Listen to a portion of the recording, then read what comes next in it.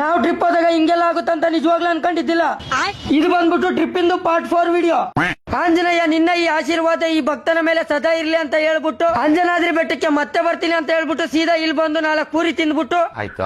ಆಮೇಲೆ ಸೀದಾ ನಾವು ಬಂದಿದ್ದು ವಿಜಯನಗರ ಸಾಮ್ರಾಜ್ಯದ ರಾಜಧಾನಿ ಆಗಿರುವಂತ ಹಂಪಿಗೆ. ಮುತ್ತು ರತ್ನ ವಜ್ರ ವೈಡೂರ್ಯಗಳನ್ನು ಸೇರಿನಿಂದ ಅಳತೆ ಮಾಡಿರುವ ಹಂಪಿ ಇದು. ಹಂಪಿನ ಕರೆಕ್ಟ್ ಆಗಿ ನೋಡೋದಕ್ಕೆ 1 ತಿಂಗಳು ಬೇಕಂತ ನಾನ್ ಮಾಡೋ 1.5 ನಿಮಿಷದ ವಿಡಿಯೋದಲ್ಲಿ ಏನ್ ಹೇಳೋದಲ್ವಾ ಅರ್ಥ ಆಯ್ತು ಅನ್ಸುತ್ತೆ. ಆಮೇಲೆ ಸೀದಾ ವಿರೂಪಾಕ್ಷಿ ಟೆಂಪಲ್ ಹೋಗಿ ಒಂದ್ಸಲಿ ವಿಸಿಟ್ ಕೊಟ್ಬಿಟ್ಟು ಸೀದಾ ಇಲ್ಲಿ ಬಂದ್ವಿ. ನ್ಯಾನ್ಸಿ ನೈಟಿಂಗೇಲ್, ರೋಸಿ ರೇಮಂಡ್, ಡಿಸ್ಕೌಂಟ್ ಸೇ, ಕೆಂಪಿ ಕೋಣನ್ ಕುಂಟೆ. ಅತಿ ಹೆಚ್ಚು ಫಾರಿನರ್ಸ್ ಬಂದು ಹೋಗುವ ಐತಿಹಾಸಿಕ ಸ್ಥಳ ಅದು ಹಂಪಿ. ಆಯ್ತು. ಆಮೇಲೆ ರಂಗಣ್ಣ ಇಲ್ಲಿ ಬಂದಿರೋ ಫಾರಿನರ್ಸ್ ಗೆಲ್ಲ ಹಾಯ್ ಬಾಯ್ ಅಂತ ಅನ್ಕೊಂಡು ಹಂಪಿನ ಸಂಜೆವರೆಗೂ 1 ರೌಂಡ್ ಹೊಡ್ಕೊಂಡು ಸೀದಾ ಇಲ್ಲಿ ಬಂದ್ವಿ. ಇಲ್ಲಿ ಬಂದ ತಕ್ಷಣ ನಮ್ ಕಣ್ಣಿಗೆ ಬಿದ್ದಿದ್ದು ನಲ್ಲಿಕಾಯಿ. ಈ ನಲ್ಲಿಕಾಯಿ ನೋಡ್ತಿದ್ರೆ ನನಗೆ ಒಂದೇ ಸಾಂಗೆ ನೆನಪಾಗೋದು. ನಲ್ಲಿಕಾಯಿ ತಿಂದಾದ್ಮೇಲೆ ನಮ್ ಕುಮಾರನ್ನ ನಾನು ಹಿಂಗ್ ಕೇಳಿದೆ, ನೀನು ಹಂಪಿಲಿ ಏನ್ ನೋಡಿದೆ?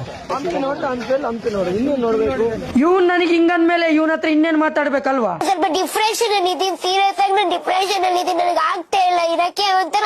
ಇವ್ನ್ ಹಿಂಗ್ ಹೇಳಿದ್ದಕ್ಕೆ ನಮ್ ಕಿಪ್ಪಿ ಕೀರ್ತಿ ಅಕ್ಕನು ಡಿಪ್ರೆಷನ್ ಹೋಗಿದ್ದಾಳೆ, ನಾನು ಡಿಪ್ರೆಷನ್ ಹೋಗಿದ್ದೀನಿ, ಬೇರೆ ಯಾರು ಡಿಪ್ರೆಷನ್ ಹೋಗ್ಬೇಡಿ ಅಂತ ಹೇಳ್ತಾ ಇಲ್ಲಿಗೆ ಇವತ್ತಿನ ಕತೆ ಇನ್ನ ಮುಗ್ದಿಲ್ಲ. ಸಿಗುವ ಪಾರ್ಟ್ 5 ವಿಡಿಯೋದಲ್ಲಿ. ಅಲ್ಲೇವರೆಗೂ ಟೇಕ್ ಕೇರ್, ಲವ್ ಯು, ಬಾಯ್. ಈ ವಿಡಿಯೋ ಇಷ್ಟ ಆದ್ರೆ ಲೈಕ್ ಮಾಡಿ, ತುಂಬಾ ಇಷ್ಟ ಆದ್ರೆ ಒಂದು ಫಾಲೋ ಮಾಡಿ ಸಾಕು. ಮತ್ತೆ ಭೇಟಿಯಾಗೋಣ.